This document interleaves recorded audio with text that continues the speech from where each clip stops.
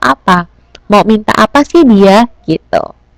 Dan pilih saat yang tepat untuk berbicara. Misalnya, bayangin nggak teman-teman, saya ngomong nih, saya komplain nih sama Mbak Desi gitu ya, atau Mbak Siti. Terus tiba-tiba Mbak Siti sebagai customer service motong pembicaraan saya. Ntar dulu bu, jangan ngomong dulu bu, gitu kan? Atau mungkin nggak bisa gitu bu. Wah, yang ada saya ngomong, Mbak Desi ngomong, atau Mbak Siti ngomong, bentrok deh. Nggak ada yang saling dengar, bener nggak? Karena pembicaraannya saling bentrok, suaranya nggak ada yang saling mendengarkan. Kita harus tahu saat yang paling tepat untuk berbicara. Saat si customer diem, baru deh kita bicara. Atau sebaliknya, saat konsumennya bicara, kitanya diem dulu. Dengerin dulu, gitu. Ya, dan berlatih untuk membuat pernyataan. Coba latihan untuk mencoba menjawab dengan baik, gitu. Jangan tiba-tiba kalau ditanya, tapi, oh gitu ya bu, gimana ya bu, aduh gimana ya bu ya, aduh, waduh, bingung dong, bener nggak bisa menjawab, iya nggak? Kita harus mencoba melatih menjawab pertanyaan secara lugas. Bu, maaf ya, coba ditunggu sebentar, saya coba bicarakan sama manajer saya. Enak kan? Padahal sebenarnya kita nggak tahu. Jangan yang, bu, aduh gimana ya bu ya, saya juga nggak tahu bu. Jangan kayak gitu, itu kita nggak profesional. Jelas ya? Nah, sekarang kita masuk ke kegiatan kedua. Sampai sini ada mau ditanyain dulu nggak nih teman-teman?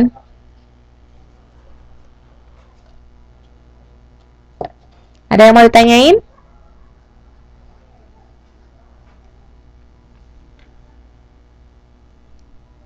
Lanjut ya, oke. Kegiatan di kenapa nih Mas Rudi? Oke, lanjut ya. Nah, yang kedua adalah materi komunikasi untuk menangani keluhan konsumen. Nah, penanganan keluhan, adanya kesamaan keluhan. Nah, kan balik lagi nih. Kalau saya di customer service gitu ya, ini keluhannya itu aja. Berarti lama-lama udah terbiasa, bener nggak? Kalau sudah terbiasa, berarti kita sudah tahu cara menanganinya seperti apa. Kecuali kalau itu adalah permasalahan baru, mungkin bisa dijadikan PR di rumah. Dalam arti, Bu, Pak, coba saya ini dulu ya, saya cek dulu ya ke stok belanja kita, stok barang kita, apakah memang masih ada atau tidak. Nanti saya akan menghubungi ibu lagi. Padahal mungkin sebenarnya kita nggak tahu itu barang akan datang kapan, karena misalnya produksinya itu lagi macet, misalnya kan, yang tahu internet perusahaan kan kita sebagai karyawan. Nah, jadi kita harus mempersiapkan dulu komunikasinya. Oh, mungkin ternyata mesinnya macet, mesinnya rusak gitu kan. Nah, kita bisa kasih tahu ke konsumennya gitu. Dengan cara baik-baik. Jangan sampai dong kalau misalnya kita merusak nama baik perusahaan, misalnya kita langsung bilang, ya bu maaf aja, kita nggak bisa kirim ke ibu barang yang ibu mau, soalnya mesin kitanya juga lagi rusak bu.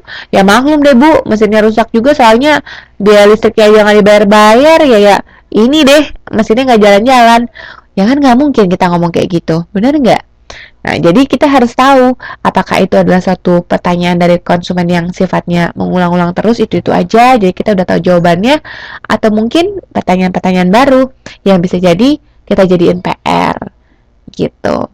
Kemudian materi komunikasi diubah menjadi surat untuk menjawab keluhan konsumen. Bisa juga, kadang-kadang penjelasan kita terlalu banyak nih, misalnya nggak bisa kita ngomongin lewat ngomong. Gimana dong jadinya? Ya kita bisa melalui surat, kemudian surat itu kita kirimkan ke konsumen sebagai permohonan maaf, mungkin sebagai permohonan penggantian kerugian dia, dan sebagainya ya. Kemudian informasi juga harus lengkap, tapi disampaikan sederhana. Iya, jangan bertele-tele, jangan juga ngalor ngidul. Kenapa? Nanti yang ada konsumen akan merasa kita nggak profesional atau tidak niat untuk membantu menyelesaikan keluhan dia. Jelas ya?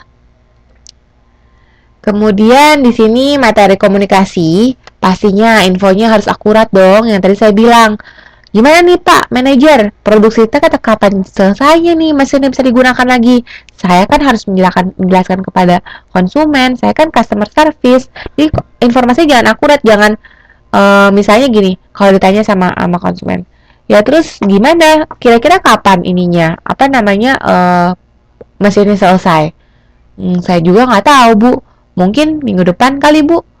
Itu juga nggak jelas ya bu, kali Ciliwung. Nggak bisa gitu ya. Jadi nggak boleh ngasih tahu informasi yang nggak akurat gitu. Ya Bu, bunga hari ini sih kira-kira 3,8%.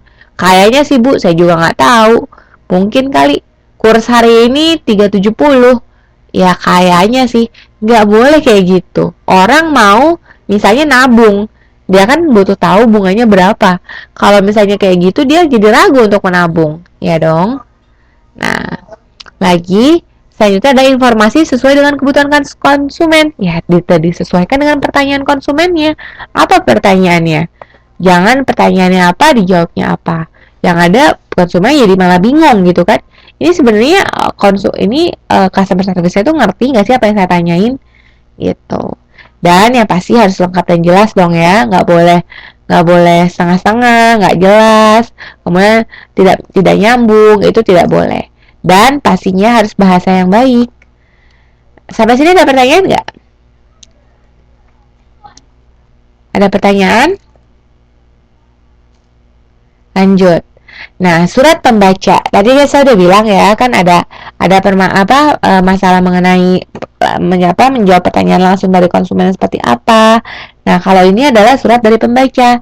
Jadi, kadang-kadang biasanya kalau surat dari pembaca itu adalah dari media cetak. Ya kan? Seperti majalah, seperti koran, itu ada tuh surat-surat dari pembaca, pesan dan kesan, atau mungkin masukan-masukan gitu kan ya. Nah, kemudian ada pertanyaan-pertanyaan misalnya bagaimana cara untuk kalau misalnya di majalah, ini Mas Rian ini orang majalah gitu ya. Eh apa namanya? Kan Mas Rian ini orang majalah nih, ngerti dong ya. Kalau misalnya ada pertanyaan dari pelanggan majalah yang bilang bagaimana cara saya untuk bisa mempublish cerita saya di majalah tersebut ini gitu kan ya. Nah, dijawab dia tuh sama ini apa namanya pihak majalahnya. Oh, mudah sekali dengan cara seperti ini seperti ini seperti ini. Jadi dijelaskan. Jadi pembaca pun tahu bagaimana cara untuk ikut berpartisipasi di dalam majalah tersebut gitu, dengan cara yaitu tadi misalnya apa namanya mungkin ngirimin apa ceritanya cerpennya ke majalah tersebut supaya bisa dipublish, banyak hal ya. Kemudian menunjukkan langsung kepada konsumen yang komplain. Bisa jadi misalnya kalau misalnya apa namanya ada konsumen yang komplain mengenai masa apa namanya ada rubrik yang salah tulis gitu ya. Kok tulisannya begini nggak nyambung, judulnya apa, artikelnya apa, misalnya gitu konsumen pembacanya tuh komplain. Nah, kita langsung mengubah nih dari pihak redaksi majalah gitu ya, langsung mengubah menjadi sesuatu yang jadi lebih benar gitu. Jangan tetap mempertahankan informasi yang salah. Nah, jadi kita tunjukin kepada langsung bahwa kita merespon komplainnya konsumen dan ringkas, jelas dan tepat. Nah, memberikan suratnya pun yang pastinya gitu ya sesuai dengan pertanyaan konsumen, jelas gitu, sesuai dengan ketepatan isi surat, memberikan informasi apa yang konsumen mau. Lanjut ya. Sampai sini ada pertanyaan dulu nggak? Ada yang mau sharing sesuatu? Mungkin?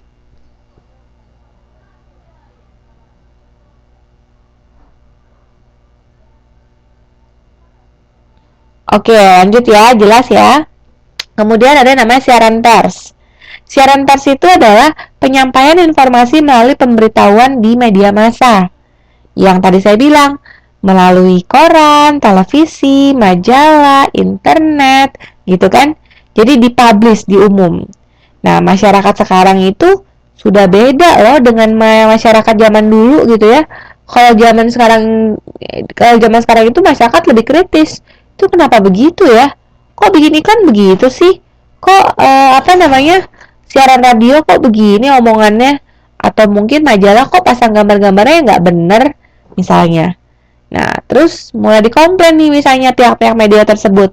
Nah, kemudian sehabis dikomplain bagaimana? Ya, media tersebut harus memberikan siaran pers bahwa oh iya, bahwa mungkin kenapa apa namanya dibuat rubrik seperti ini, ada tujuannya adalah seperti ini. Ada yang pernah tahu conference pers gak? Teman-teman ada yang tahu conference pers?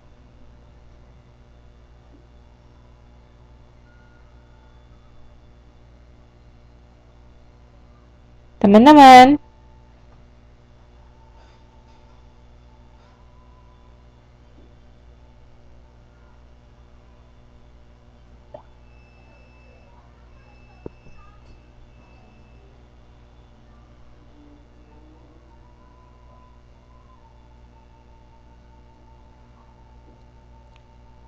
apa mau istirahat dulu? Break bentar? Yap, siaran pers. Conference pers, ada yang pernah tahu, ada yang pernah lihat, ada yang pernah tahu contohnya seperti apa? Saya mau contoh dong. Saya mau contoh dari conference pers yang pernah ada di Indonesia itu apa ya? Yang seperti apa ya?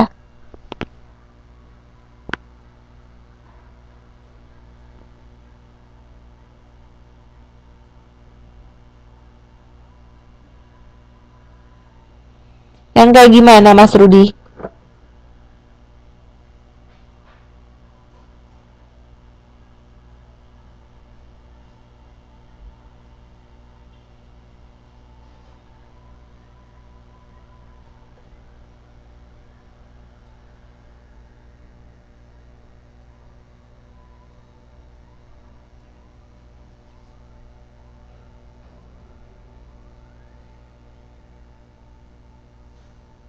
Gimana Mbak Desi? Boleh memberikan contohnya?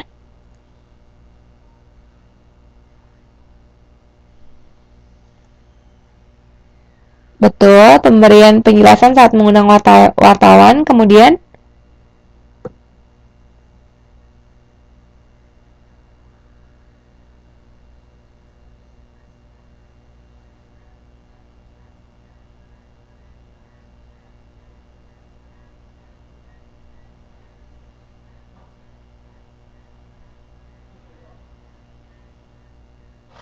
wartawan melihat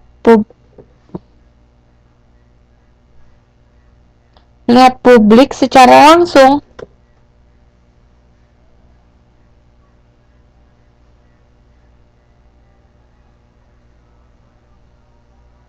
PBRIK apa ya? Pabrik apa publik ya Mbak Desi?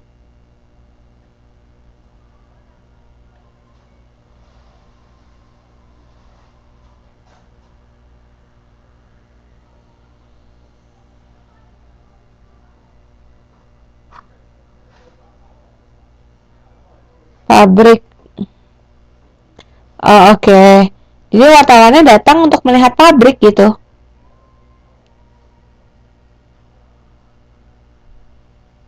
Calon wapres, cawapres bisa juga. Perusahaan yang mengeluarkan produk baru. Sip, bisa banget Mbak Siti. Agak nggak ngerti saya soal masalah pabrik tuh gimana ya Mbak Desi ya.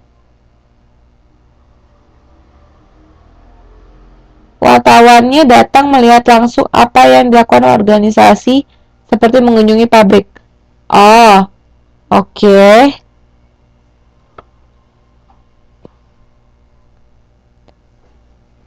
Mengklarifikasi gosip atau opini masyarakat tentang masalah yang belum jelas dan mengundang wartawan.